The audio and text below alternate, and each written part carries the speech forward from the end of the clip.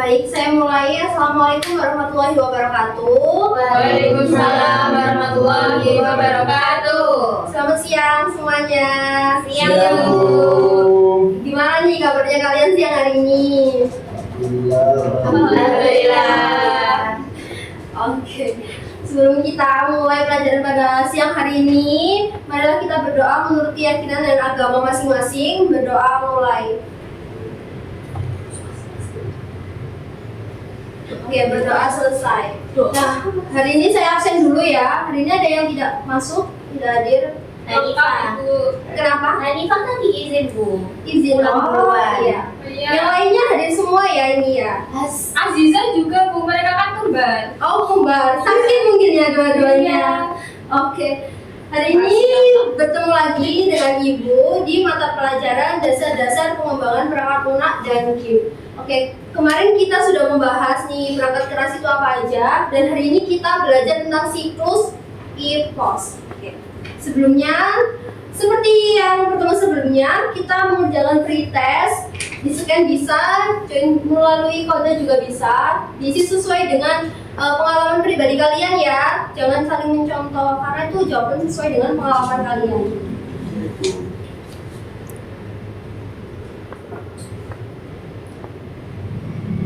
Tiga soal ya, sudah semua? Sudah, Bu. Oke.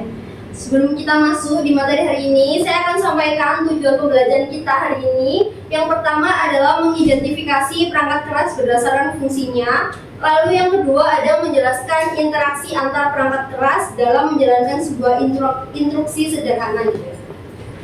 Sebelumnya ada yang tahu nggak apa itu siklus IPOS? Tidak tahu, Bu. Tidak tahu. Belum pernah dengar. Oke, siklus IPOS sendiri itu ada 4 ya.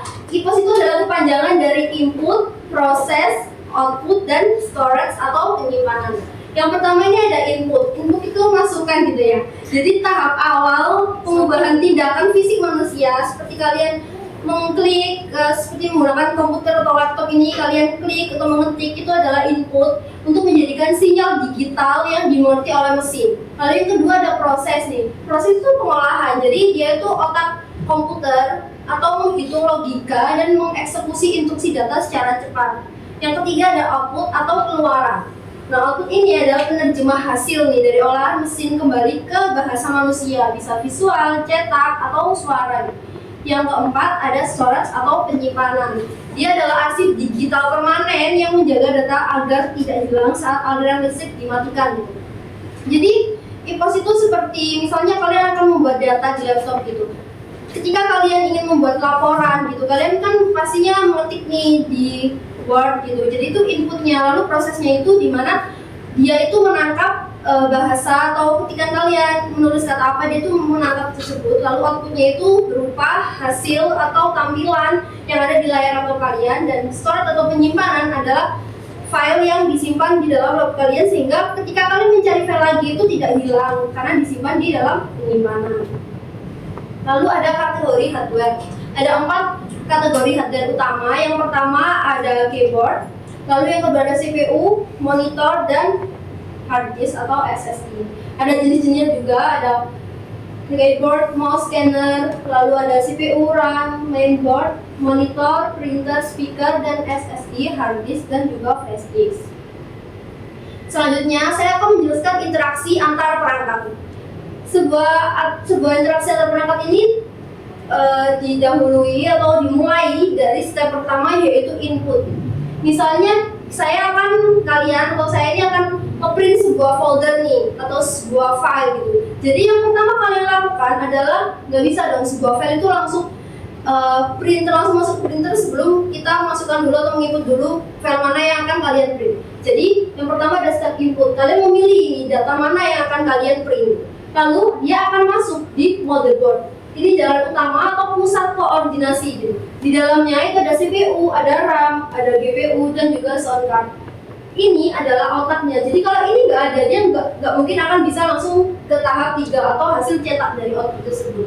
Ketika dia sudah melewati step pertama, dia akan masuk ke dalam step kedua, yaitu proses. Lalu dalam proses tersebut dia juga akan melalui berbagai tahapan melalui CPU, RAM, dan akan lanjut menjadi hasil cetak. Bisa menjadi printer atau juga menjadi monitor, yaitu tampilan biasa. Nah, kalau kalian mau dia bisa disimpan, kalian bisa langsung simpan melalui storage-nya. Halo Sobat Cilik, Oke, sebelumnya kita akan menyaksikan video agar kalian bisa lebih paham nih tentang hardware atau interaksi antara perangkat di dalam sebuah komputer. Halo Sobat Cilik, selamat datang di dunia komputer. Hari ini kita akan menjelajahi berbagai jenis perangkat keras yang membuat komputer kita bekerja dengan baik. Mari kita mulai. Pertama, mari kita bahas perangkat masukan atau input device. Ini adalah perangkat yang digunakan untuk memasukkan data atau informasi ke dalam komputer.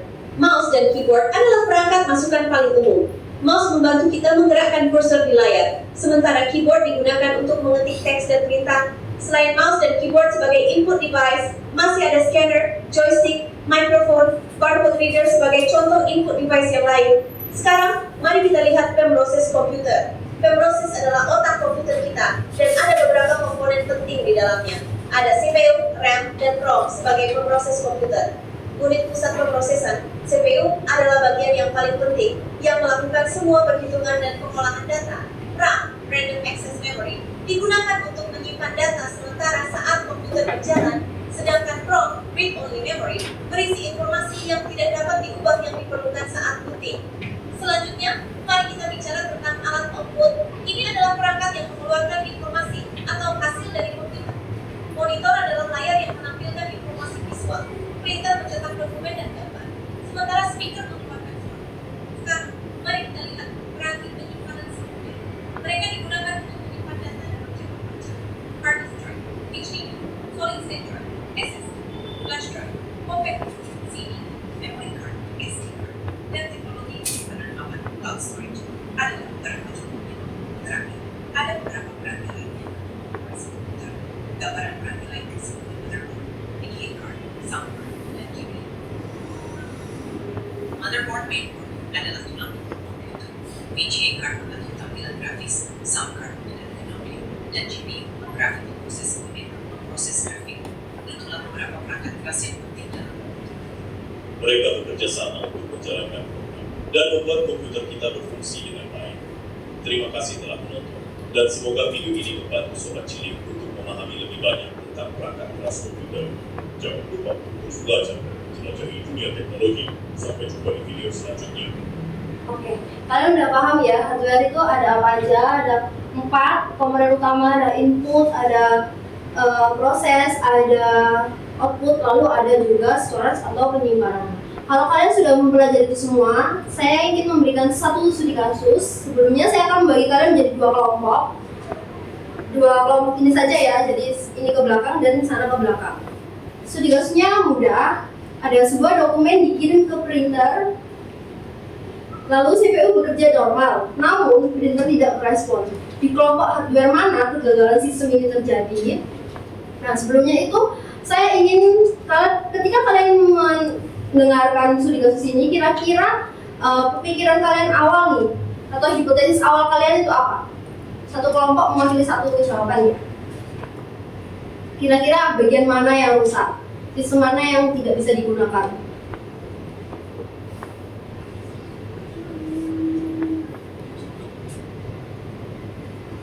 Ya, kelompok sini bisa ada jawaban. Gimana Arifin? Masih didiskusikan itu. Ya, nanti kalau sudah menemukan hasil awalnya atau dugaan sementara kalian bisa tulis di buku ya.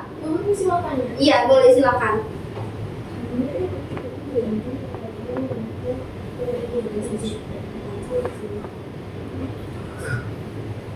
Jadi nanti hipotesis sementaranya kalian tuliskan dulu di buku ya. Kalian sudah mau hipotesis awalnya? Sudah Ibu. Kira-kira apa? Dari kelompok dengarkan ya teman-teman yang lain. Jangan bicara sendiri ya Mas. Kalau dugaan awal atau hipotesis awal dari kelompok kami itu yang pertama ada kesalahan itu terjadi pada tahap input. Jadi sinyal pelingkar itu tidak terkirim. Terus yang kedua itu terjadi pada tahap proses. Jadi CPU gagal mengolah format dokumen. Setelah itu kita juga ada dugaan di mana kesalahan itu terjadi pada tahap output, printer atau jalur kabel printer bermasalah. Oh, oke. Ini juga kelompok 2 cari hipotesisnya dulu ya. Oke, setelah kelompok ini menemukan hipotesis, kalian bisa cari-cari nih informasinya di YouTube bisa, di internet bisa, untuk merumuskan apakah hipotesis kalian itu benar nggak sih, kesalahannya dengan hasil akhir yang kalian dapatkan. Gimana Mas, apa ada kesusahan? Masih kita diskusi. Oh iya.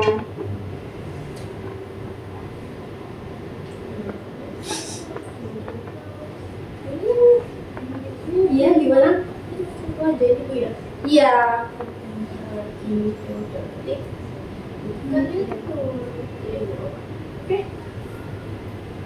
Oke. Saya kasih kalian waktu 5 menit lagi ya, teman-teman.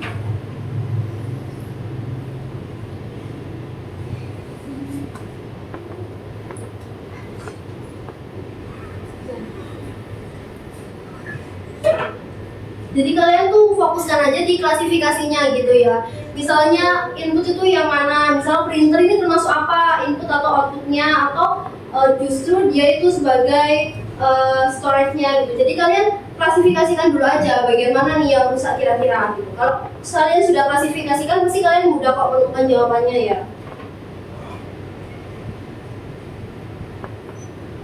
Oke, apa ada kelompok yang mau menjabarkan jawabannya? Apakah dugaannya sudah benar dengan hasil akhirnya? Boleh langsung angkat tangan.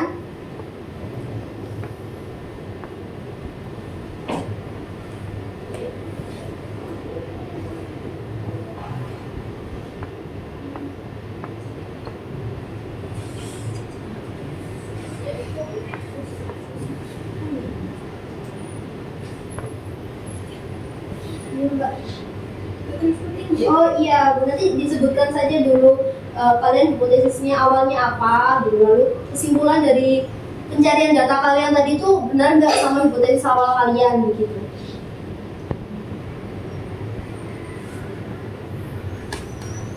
Kalau saya Bu. Iya. Perkenalkan nama dulu ya Mbak, sama dari kelompok berapa? Oke, sebelumnya perkenalkan nama saya Dwita dari kelompok 1. Di sini saya mewakili tim saya. Kemudian saya akan menjelaskan mengenai hasil dari studi kasus yang telah kami kerjakan. Nah, yang pertama tuh ada hipotesis seperti yang saya jelaskan tadi ya Bu. Iya. Ditanya itu kami punya 3 hipotesis, di mana yang pertama itu kesalahan terjadi pada tahap input, di mana sinyal perintah itu tidak terkirim. Yang kedua, kami menduga kesalahan itu terjadi juga pada tahap proses, yaitu CPU juga mengolah format dokumen. Yang ketiga adalah kesalahan terjadi pada tahap output, di mana printer atau jalur kabel printer bermasalah. Nah, setelah itu dari kami menguji melakukan eksperimen, di mana itu dapat kesimpulan di input tombol print itu normal, proses itu CPU juga bekerja normal. Di storage itu file berhasil juga dibuka dari SSD, berarti normal. Nah, kemudian masalahnya di akhir, yaitu di output, di mana printer itu tetap diam dan tidak merespon. Nah, dari situ kami menyimpulkan bahwa yang terjadi kesalahan atau kegagalan itu terjadi pada kelompok hardware, karena CPU dan unit pemroses lainnya dilaporkan bekerja normal, dan kegagalan penyajian hasil akhir menunjukkan adanya hambatan pada terminal akhir atau interaksi jalur komunikasi menuju printer. Iya, baik. Benar jawabannya di kelompok 2. Beri tepuk tangan teman-teman. Oke, jadi saya ulas ya. Jadi benar yang dikatakan oleh Mbak Dwita, perwakilan dari kelompok 1. Jadi sebuah dokumen dari studi kasus kita, yaitu sebuah dokumen dikirim ke printer. CPU bekerja normal, namun printer tidak merespon. Kita kan sudah mempelajari ada 4, yaitu komponen utama dari hardware, ada input, proses, output, lalu juga storage. Jika inputnya dia sudah normal, lalu prosesnya juga dia normal, jadi kesalahannya ada di outputnya. Dia tidak bisa mengeluarkan outputnya karena ada printer yang tidak merespon. Untuk kelompok 2, karena tadi tidak menjawab ya, kira-kira ketika 4 komponen utama itu tidak saling bekerja sama, atau ada salah satu komponen itu rusak atau dia mati, error, kira-kira bisa nggak sistem interaksi itu berjalan dengan normal? Ya, Bu. Oke, silakan Mas. Perkenalkan namanya ya. Oh iya Bu, saya Hafiz, nomor absennya 5 dari Oke, kelompok 1. Oke, pertanyaannya tadi kalau salah satu dari 4 komponen tadi rusak ya Bu? Iya, benar. Nah, maka yang terjadi itu sistem itu akan mengalami penurunan kinerja. Misalnya seperti studi kasus yang sudah diselesaikan tadi, itu meskipun input dan prosesnya berhasil, tetapi ketika di bagian outputnya mengalami kerusakan atau error, maka tidak akan ada satupun keluaran atau output yang dihasilkan. Oke, baik, benar. Beri tepuk tangan teman-teman. Terima kasih. Ya. Kalian sudah, saya kira kalian cukup paham ya untuk materi hari ini. Oke, saya ingin kalian mengerjakan post test hanya 5 soal. Kalian bisa kerjakan 5 menit, bisa scan atau join melalui kode.